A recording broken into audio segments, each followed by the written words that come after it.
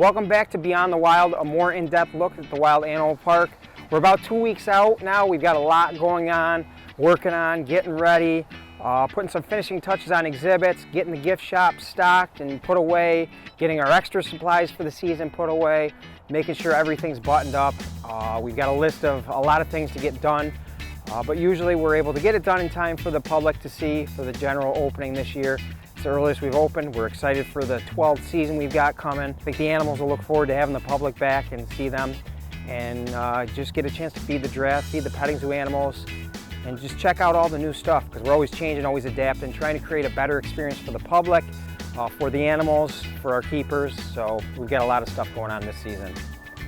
So we're in the gift shop. As you can see, there's a lot of products everywhere. We've got toys ranging from elephants and African safari sets. We've got water bottles, we've got toys, wallets. So when I first started the zoo, the plan was to bring people to see the animals, to learn about the animals. I never knew how big of a part the gift shop would be to the animal park. With the different animal related products, it's become a major part of the park, which is nice because it gives us more revenue to put back into the zoo, build bigger exhibits, add on. And then we also have the Easter baskets that we're making. We can make them for you. They've got a lot of different products. They're all themed. To purchase some of the gift shop stuff, we do have it available at our online shop. If you go on our website, you can do that. Or if you'd like to purchase Easter baskets before Easter, you can go right on our Facebook page. You message us with your phone number and your information. We've got a little bit of a mess behind us, but we've got 2 weeks to get it put away and be ready for the guests to arrive on the 9th.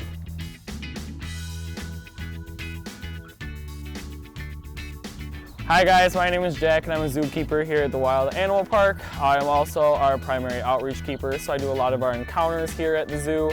Right now we are outside of our Asian small-clawed otter exhibit here in the main zoo. So these guys, being from Southeast Asia, do not like the cold. So we are going to have a lot of work here to do in the next couple weeks to get their exhibit ready for them, but they are definitely ready to go back outside on opening day. We're going to have waterfalls. You know, they love to run around, jump in the waterfall. They like to do belly flops off of it. They have a great time out here in the exhibit. But we're going to take you guys inside. We're going to show you guys our otters and introduce you guys to them. All right, so we're going to head into our Asian small-clawed otter building. And they're waiting right here for us. So we have 3 otters in here. These guys are about 3 years old.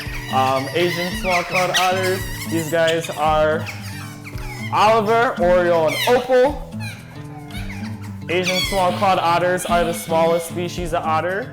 So like I was saying before, these guys are from Southeast Asia, so they like it nice and warm. So during the winter time, these guys are kept inside. It's about 70 to 80 degrees in here with their heater. So these guys are always nice and toasty all winter long. The bulk of their diet consists of fish, so right now I'm just giving them a variety of things. We've got some anchovies, capelin. These guys also eat herring, silver sides, smelt, and they're just munching away. These guys are very vocal. They make about 12 to 13 different vocalizations. As I was saying before too, they also are the smallest otter species. So there's 13 total. These guys get about 16 to 24 inches long. The largest otter is the Amazon giant river otter. Those guys get close to 6 feet long, so you're talking a pretty big size difference here. As you see, these guys are just munching away. These guys have very fast metabolisms. They do have to eat several times a day. So here at the zoo, we feed our otters in the morning. We also feed them again in the evening. So these guys, as you could probably take a guess, are very social animals. In the wild, they live in small family groups, sometimes up to 15 to 20 otters. Usually it consists of one pair that usually produces all the offspring. And the rest of the otters either help raise them or are like siblings from past litters that help raise their new siblings. During the winter time, obviously you're probably wondering, they're inside, what do they get to do since they don't go out on exhibit? But they do have a kiddie pool in here they love to splash around in. We also bring them various toys during the winter. These guys love enrichment. So if you guys have done our Encounter otters, who we'll go get to meet shortly, you know that they have lots of toys over there. Anything from cat toys, dog toys, baby toys. They love all that stuff. They love things that they can stick their hands inside of. They love little balls that have like bells and stuff inside them. And anything, we'll give them like ice. Ice is for some reason an otter's favorite toy. They just really love to rub their hands all over it. They like that it's cold. It's a good sensory enrichment. and they love to eat ice too, especially our encounter otters. But we'll get to go head across the street and meet them now. All right, we are back and now we're over here in our event center. So we're here with our encounter otters, Olivia and Odessa. These guys, like our otters across the street, are also Asian small-clawed otters, which again are the smallest species of otter. These guys are quite a bit younger. They're about 7 months old now. They came to us from another zoo this past fall, and they've been doing encounters for most of the time that they've been here. These guys are super social, love people, love to play. Very excited when they see the keepers come in, especially when I come in. I'm here 5 days a week, so I do work with them the most. So they're always really excited when I come in. So as you can see right now, they're just jumping around, letting lots of energy out. These guys love to swim, love to play. You can see they got tons of toys in here. So if you look at their feet, it might be a little hard to see right now, but these guys do have a lot of webbing in between their toes. But actually compared to other otters, it's not quite as much. So their front feet has what's called incomplete webbing. That's because these guys, as opposed to other otters, actually use their hands to hunt. So with that incomplete webbing, it gives them a lot of manual dexterity that they use to catch their prey.